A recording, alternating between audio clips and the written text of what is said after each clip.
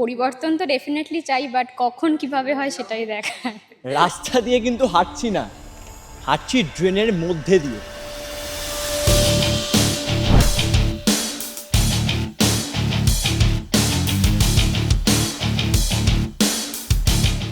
ঠিকঠাক থাকতে পারেন এখানে, মানে কি পরিবর্তন চান আপনারা?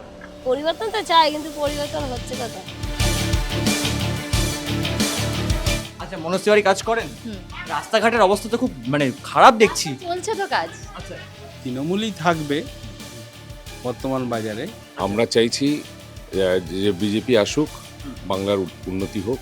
দুয়ারে ভোট নিয়ে চলে এসেছি আজকে আমরা এই হাওড়া লোকসভা কেন্দ্রের অন্তর্গত শিবপুর বিধানসভা কেন্দ্রে।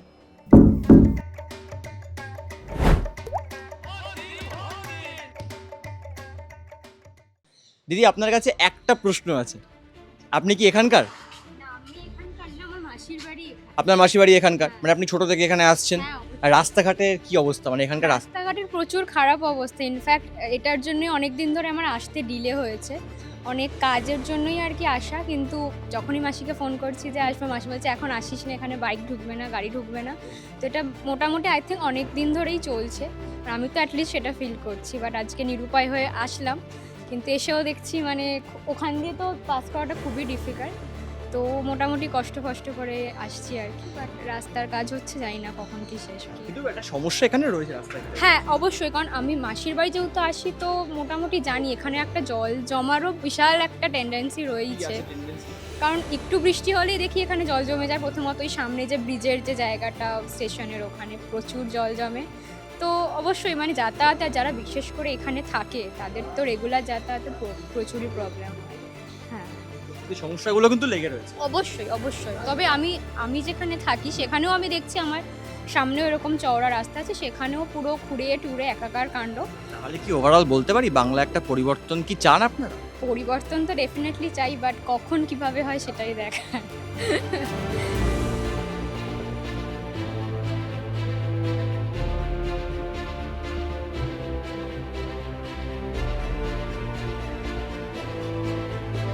তো হাঁটতে হাঁটতে একটি বাড়ির সামনে এসে দাঁড়িয়েছি। দুয়ারে ভোট। আমি জানি না এখান থেকে রিয়াকশন পাবো নাকি। বাড়িতে মনে হচ্ছে কেউ আছে। রবিবার দিন, সবাই মাংস ভাত খেয়ে ঘুমাচ্ছে, ডিস্টার্ব করতে এসে গিয়েছি। একটা বেল আছে, বেলটা বাজাই।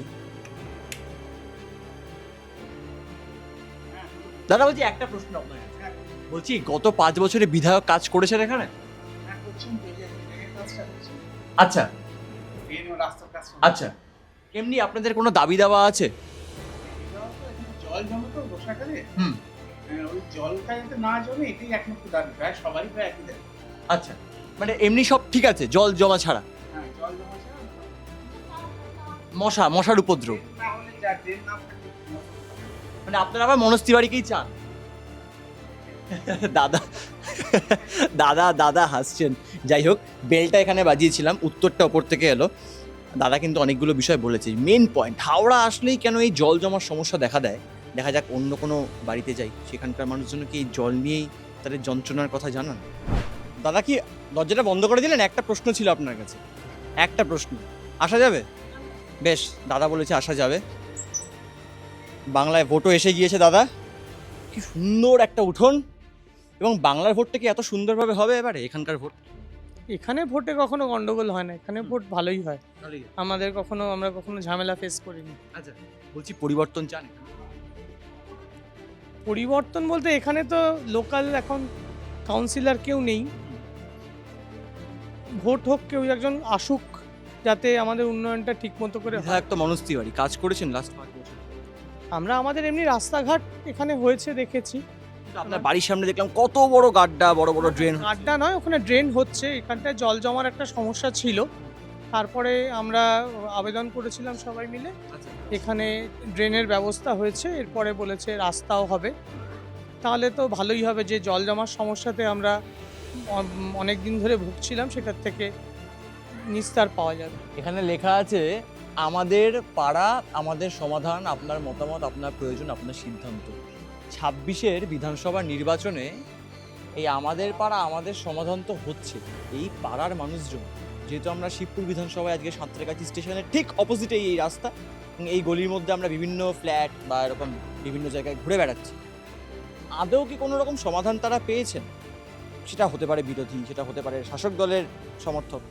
আদৌ কি সমাধান তারা পেয়েছেন? এই সমাধানের উত্তরে কিন্তু দেখা যাক। বিভিন্ন ফ্ল্যাটে যাই, ফ্ল্যাটে ঢুকছি,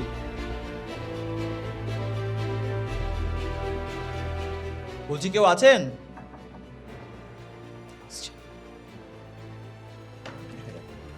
নমস্কার, এই সময় লাইভ থেকে এসেছি আপনার কাছে একটা প্রশ্ন নিয়ে আপনার দুয়ারে এসে হাজির হয়েছে। দুয়ারে ভোট এবং এখানকার মানুষ কি পরিবর্তন চায়? না, এখানে আপনি তো ভোট দেবেন, সামনে বিধানসভা নির্বাচন। কি মনে হচ্ছে এলাকাতে হাওয়া কি ঠান্ডা না গরম? এখানকার আমি তো ঠিক বলতে পারবো না গরম কি ঠান্ডা। রাস্তাঘাট ঠিকঠাক এখানে? কি বলবো, আমি আর একদম নতুন এসেছি এখানে। আপনাদের কোনো সমস্যা হচ্ছে? নতুন না, সব ঠিকঠাক? নতুন এসেছেন, কোনো সমস্যা হচ্ছে না। তাও রবিবারের দুপুরে দিদি কিন্তু বেরিয়ে এসে রিজেক্ট করেননি আমাকে। কোনো সাড়া পাচ্ছি না, অপেক্ষা করবো না, আরও পড়ে যাব। ভোট যত আসছে মানুষের টেনশন কিন্তু তত বাড়ছে। এসেছেন একজন এসেছেন। নমস্কার দিদি, এই সময় লাইভ থেকে আপনার কাছে একটা প্রশ্ন নিয়ে এসেছি। দুয়ারে ভোট, এখানকার মানুষজন কি পরিবর্তন চান? বলুন। আপনি একটু বেরিয়ে আসুন। এখানে রাস্তাঘাট ঠিকঠাক? হ্যাঁ, সবই ঠিক। ড্রেন? এই তো দেখছেন তো কাজ হচ্ছে। মানে জল যন্ত্রণার সমস্যার সম্মুখীন হন? হয়েছিলাম তো, তারপর তো যে রাস্তা কাজ করছে তো ওরা। আচ্ছা, মানে এখন ঠিক আছে? হ্যাঁ, এখন সব ঠিক আছে। এমনি শান্ত পরিবেশ? হ্যাঁ, পরিবেশ তো অবশ্যই শান্ত। মানে কোনো পরিবর্তন চান না? না, কি করব, চাই না। পরিবর্তন চান না? আরে পুচকি একজন বেরিয়ে এসছে। আমরা এই সময় লাইভ থেকে এসেছি। দাদা আপনার কাছে একটা প্রশ্ন, দিদি আপনার কাছে একটা প্রশ্ন আছে। দিদি বলছি, সামনে তো ভোট, বাংলায় বিধানসভা নির্বাচন, আপনার এলাকার আবহাওয়া কি ঠান্ডা নাকি গরম? আপাতত তো ঠান্ডাই মনে হচ্ছে। ঠান্ডা মনে হচ্ছে? এবার বাইরের খবর তো বুঝতে পারছি না, ভেতর থেকে তো ঠান্ডাই মনে হচ্ছে। আচ্ছা, মনস্তিবাড়ি কাজ করেন?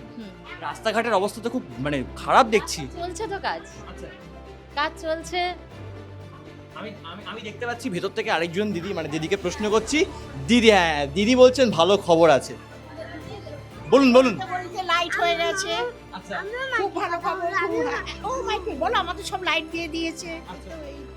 ভালো, হ্যাঁ, সব ঠিক। পরিবর্তন চান? অবশ্যই পরিবর্তন চাই। না, মানে পরিবর্তন চান মানে কি এখানে তৃণমূলকে ছেড়ে অন্য কাউকে চান?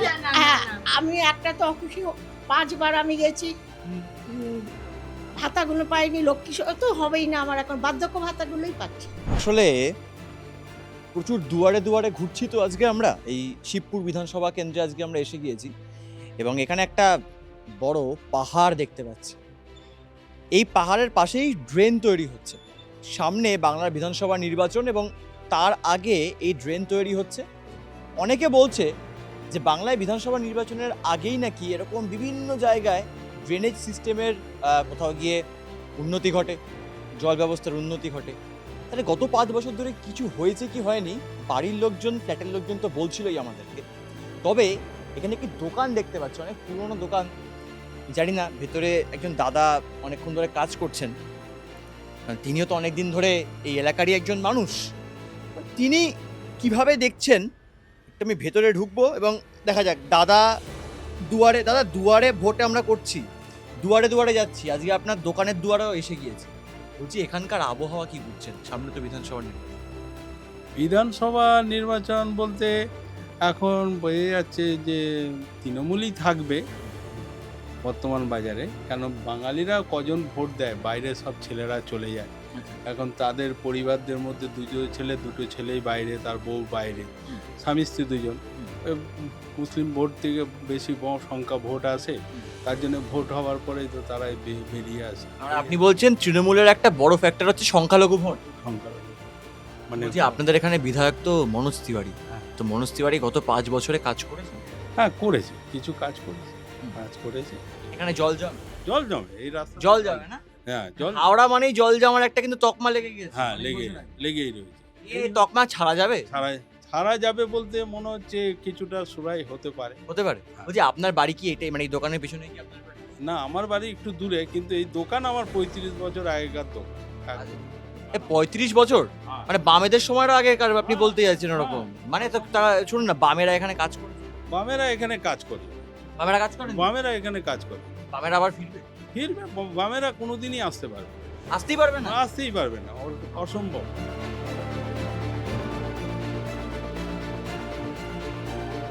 দেখা যাক এই বাড়িতে কেউ রয়েছেন কিনা এবং তিনি কোনো সাড়া দেন কিনা। মনে হচ্ছে কেউ আছেন বাড়িতে। কিন্তু দাদা বেরিয়েছেন। দাদা, আপনার কাছে একটা প্রশ্ন, দুয়ারে তো ভোট করানোরছে, কি মনে হচ্ছে এখানে কি পরিবর্তন দরকার, না যা হয়েছে একদম ঠিক গত 5 বছর?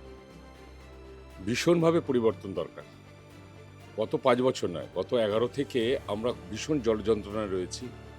বারবার বলেছি এবং কর্পোরেশনকে আমরা লিখিতভাবে চিঠি দিয়েছি, কোনো কাজ হয়নি। কিন্তু ইদানিং দেখছি যে লাস্ট 10-15 দিন আগে এখানে ড্রেনেজ সিস্টেমটা স্টেশনে শুরু হয়েছে। আশা করি জল যন্ত্রণাটা এবারে আমাদের উপশম হবে।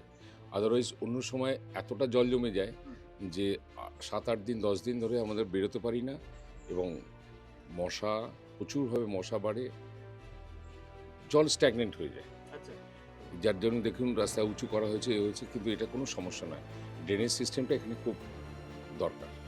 তাহলে পরিবর্তন হিসেবে, বিকল্প মুখ হিসেবে আপনারা কাকে দেখতে চাইছেন, মানে মনোজ তিওয়ারি ছাড়া? একদম বিজেপি। আমরা চাইছি যে বিজেপি আসুক, বাংলার উন্নতি হোক, এটা আমার মনোপ্রাণভাবে আমি চাইছি। সেতুর ওপর বসে পা দোলাচ্ছি না, যে সে সেতু কিন্তু নয় এটা। এটা এখানে যে ড্রেন তৈরি হচ্ছে তার উপর দিয়ে করা একটি অস্থায়ী সেতু বা পাটাতন বলতে পারেন। মানুষ নাজেহাল নাকি এখানকার, অভিযোগ তুলছেন। তারা বলছেন যে আর কতদিন এরকম সমস্যার সম্মুখীন আমরা হব। অন্যদিকে দাঁড়িয়ে গত 5 বছর এখানকার বিধায়ক নাকি অনেক কাজ করেছেন, তারা আবার মনোজ তিওয়ারিকেই এখানকার এবছরের বিধানসভা নির্বাচনের পর বিধায়ক হিসেবে দেখতে চান। দেখুন, বিধায়ক তিনি হবেন কি হবেন না সেটা তো শুধুমাত্র সময়ের অপেক্ষা, সেটা তো ভোটের কাউন্টিংয়ের পরেই বোঝা যাবে। তবে বিধায়ক হোক বা অন্য কেউ হোক, সাধারণ মানুষের সমস্যা কি এখানে মিটবে, সেই প্রশ্নটা কিন্তু থেকেই যাচ্ছে। অর্থাৎ দুয়ারে ভোটে আজকে আমরা সারাদিন মিশ্র প্রতিক্রিয়াই পেলাম। আবার অন্য একদিন অন্য পাড়ায় যাব, অন্য বিধানসভায় যাব, সেখানকার মানুষ কি বলেন আপনাদের সামনে তুলে ধরব। আজকের মতো এটুকুই থাক। ক্যামেরায় মৈনাক বাগচির সঙ্গে সুব্রজিৎ চক্রবর্তী, এই সময় লাইভ।